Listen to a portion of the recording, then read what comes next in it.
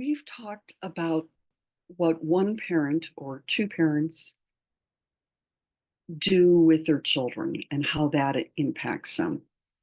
What I want you to think about in this video is how what happens with this parent impacts the child and that child's own children. So this intergenerational transmission of trauma. How the grandmother impacts parents impacts the child.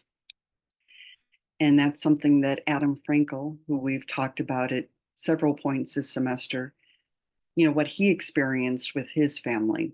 His parents or his grandparents were Holocaust survivors. They were both in Auschwitz and escaped, were released at the end of the war.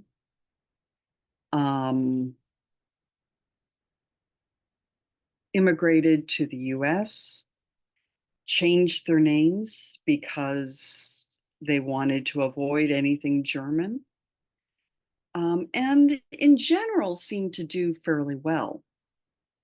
But you can imagine a number of the ways that the Holocaust affected them. Their daughter had considerable problems with depression and probably borderline personality disorder, and impacted Adam Frankel in many different ways. Bell Hooks talks about this in a similar sort of way. She says, in the diaspora, most Black people's relationship to love has been shaped by the trauma of abandonment.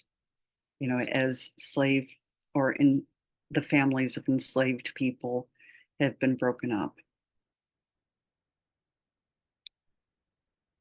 And you can see that here, wars impact that generation, the next generation, and finally the current generation, or enslavement impacts each particular generation, or experiencing famine and oppression. So, one of the things that we can do is work on our own trauma so we don't pass it on to the next generation.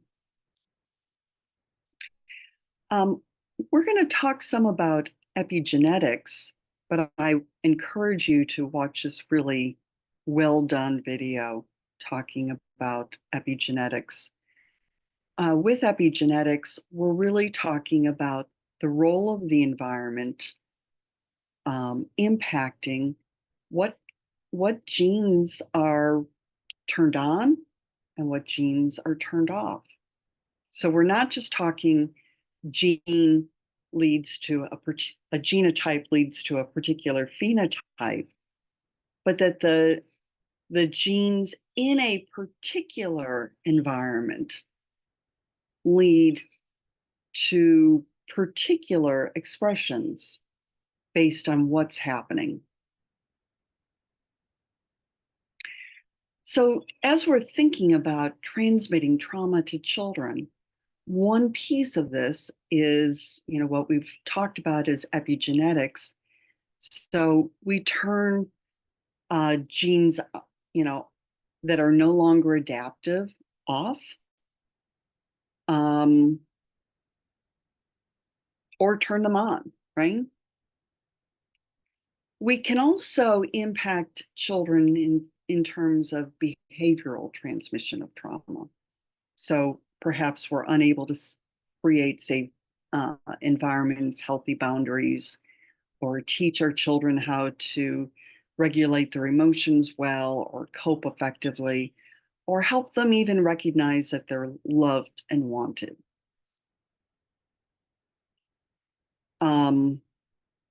Across generations, that history of trauma may produce some dysregulated autonomic nervous system, impacting our ability to handle stress well, which impacts our ability to relate with intimacy with partners and with our children, affecting our attachment with that child, and then transmitted to the next generation unless we've done something about that.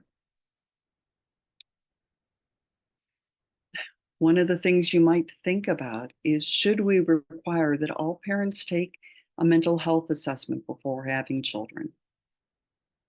I tell you right now, parenting is one of the most difficult things that you will probably do in your life, assuming you become parents.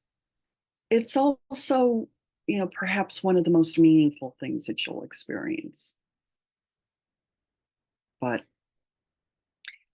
should we separate all bad parents, whatever bad parents are, from their children? And I think that there are some reasons that we might want to consider rehabilitating bad parents, teaching them how to set good boundaries and communicate effectively with their children and set limits, etc.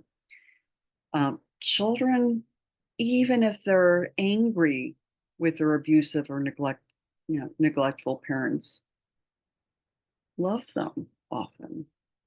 And it can be very damaging to be separated from that parent. Now, trauma's effects on genes are not deterministic. So, two identical twins born with, the same genes, absorbing fats very rapidly. Jennifer eats healthy foods. Karen eats unhealthy foods. Jennifer's obesity genes are not triggered, her Karen's are. We need to remember that there are things that we can do across generations.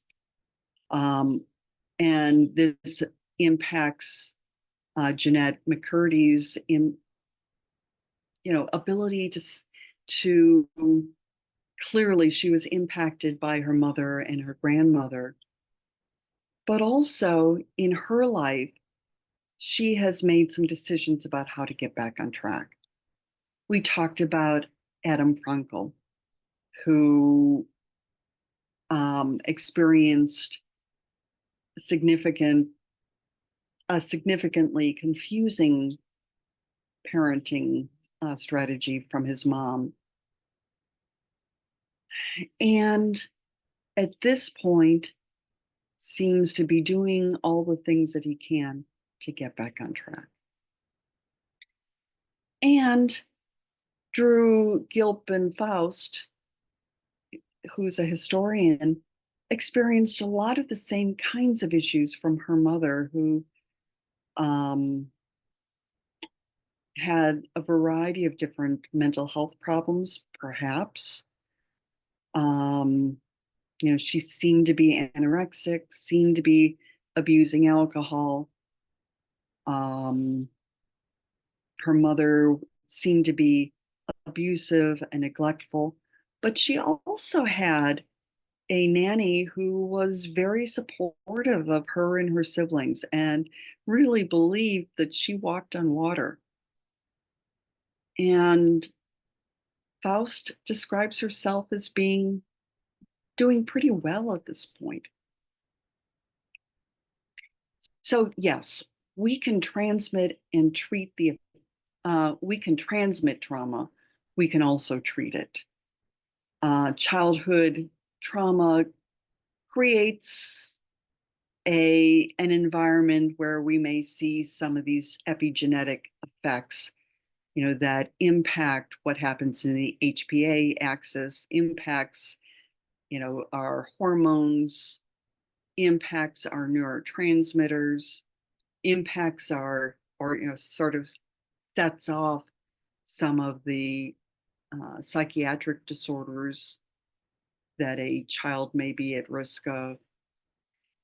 And yet, psychological interventions and pharmacological interventions at each point can make a significant difference. And with that, I'm going to say goodbye and I'll see you in the next video. Take care.